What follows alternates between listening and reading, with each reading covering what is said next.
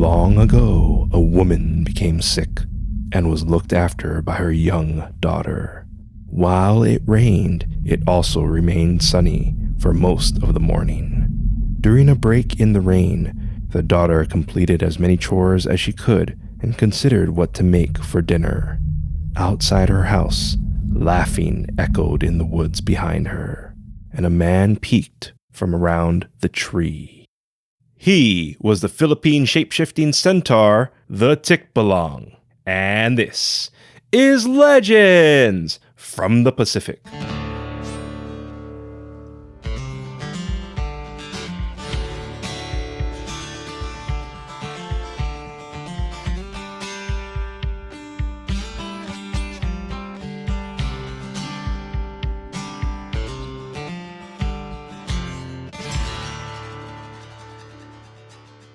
Aloha, and thank you for joining us. This is Legends from the Pacific, episode 136, The Philippine Shapeshifting Centaur, the Tikbalang. I am Kamuela Kaneshiro, a native Hawaiian professional writer, speaker, and Comic-Con panelist with extensive film and television experience.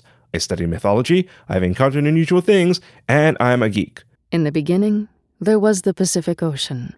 A canoe broke the horizon, piloted by Pele, a beautiful Polynesian maiden who dominated the waves until she felt safe to stop. The audiobook of our Legends from the Pacific Book 1 is now available, narrated by multi-award-winning actress Emily Wu Zeller. Emily has worked on anime, the video game Cyberpunk 2077, and over 500 audiobooks including Star Wars: The Empire Strikes Back from a Certain Point of View. Just click the link in our show notes to purchase our Legends from the Pacific audiobook and enjoy Emily telling our stories today. So why am I sharing this horse-like creature now? Well, it's in celebration of this week's Belmont Stakes horse race, which marks the end of this year's Triple Crown of thoroughbred horse racing. I'd also like to congratulate those who competed and won these historic events, especially Jenna Antonucci, who became the world's first female trainer to win a Triple Crown race.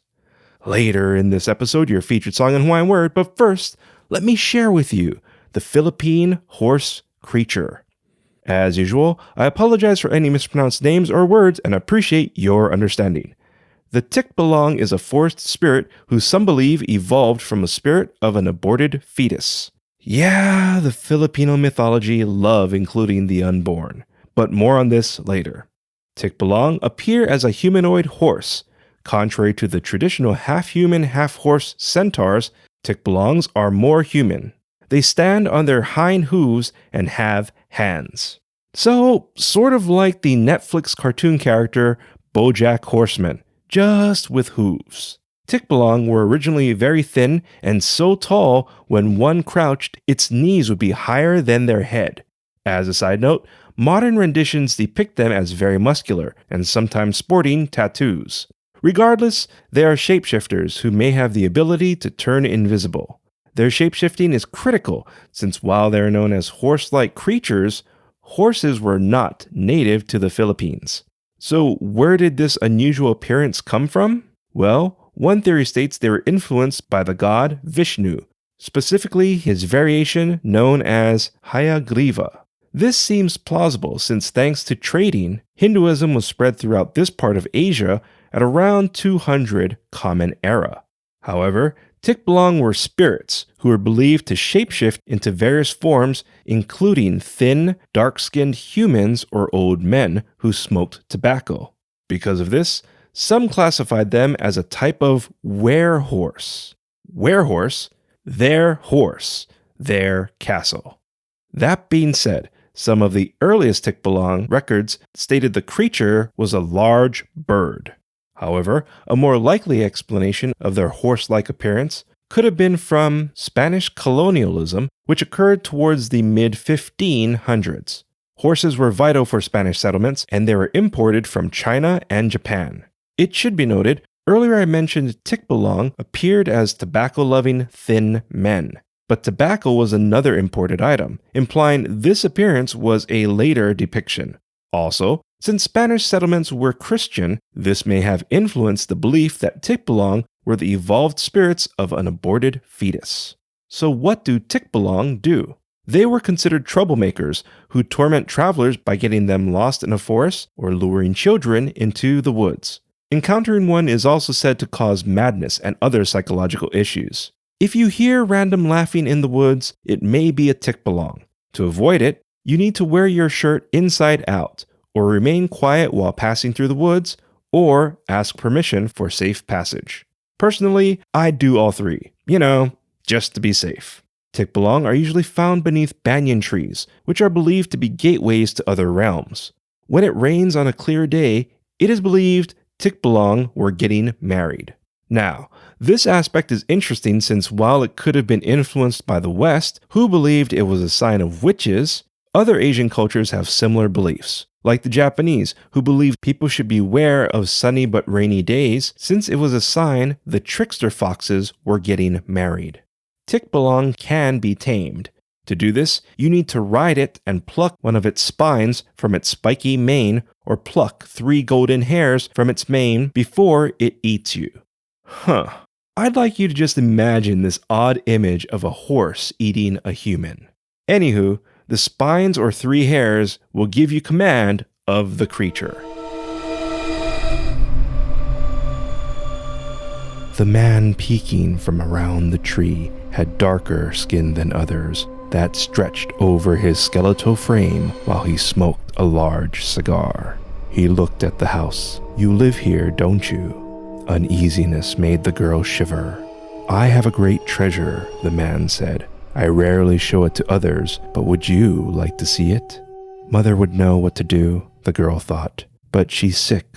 "Your treasure," the girl said. "Does it make sick people better?" The man's eyes widened. "Of course, it's magic." She approached him, and he led her into the woods. As they slopped through the mud, she didn't know if the darkening forest was from the setting sun, more rain clouds, or something else. "Are we there yet?" The man smiled behind his cigar. "Just a little longer." "I think I need to go back." The man's eyes narrowed. "It's rude to leave now, and I don't like rude people." "I'm sorry, I don't mean to be rude. We've just been walking for a while, and I'd like to know how much further it is. Where do you live?" The man lifted his arms. "The forest is my home." The girl nodded. "It's very lovely, but if this is your home, that makes me your guest." "So it does." "And isn't it rude for a host to not respect their guests?" The man smiled. "I respect your request. You may leave." "Thank you." The man bowed. "Good luck returning." The girl walked back, but didn't recognize the trees. Panic gripped her as she realized she may be lost. Mud oozing beneath her shoes was undisturbed. Scanning the ground, her footprints were a few yards to her left. She followed them home, cleaned her shoes, and checked on her mother. Her mother woke when she entered and grabbed her little one while saying she had a nightmare that her daughter was lost in the woods. Her child hugged her mother, assuring her she was fine and she'd always find a way home.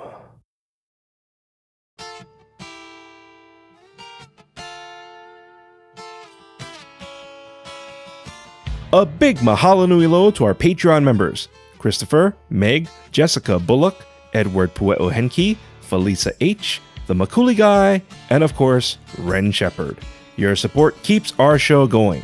If you'd like to support our show, please click the link in our show notes and become a Legends from the Pacific Patreon member to enjoy an exclusive monthly Hawaiian story, like the rare story of the Hawaiian volcano god who was before Pele, and other nifty benefits.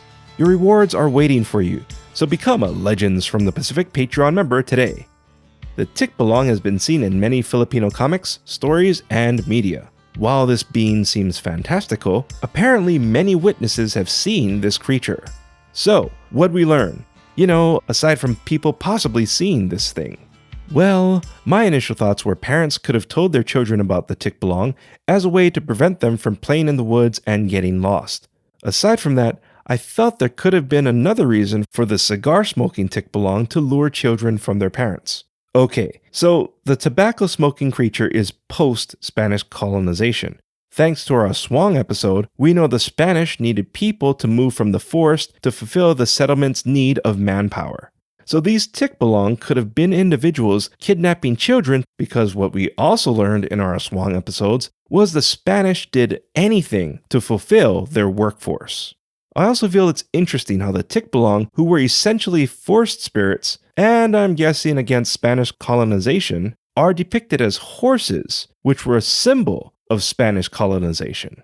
And finally, in taming a Tikbalang, there was something about riding one which made me think of wrestling. I suppose both are considered a form of dominance, but for some reason I thought of the story of Jacob wrestling the angel. Now, for the record, I'm not saying there's any connection or influence. It's just the first thing that came to my mind when I discovered this. Also, the Tikbalang's horse image means this belief may have been adopted post-Spanish colonization and Christianity. If you like what you heard, please give us a rating and write a review. I'd really appreciate it, as well as our future listeners. Our theme song is Mystery by Tavana, courtesy of High Sessions. Sound effects are by Sound Effects Factory. Our music coordinator is Matt Duffy, aka DJ TripleBypass.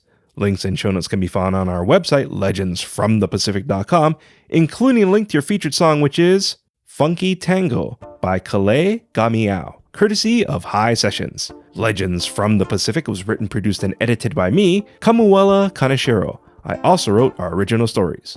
Your featured Hawaiian word is Leo. Leo means horse. An example of Leo is the famous Trojan Leo, inspired many things like Monty Python's large wooden rabbit. Once again, Leo is Hawaiian for horse. Of course.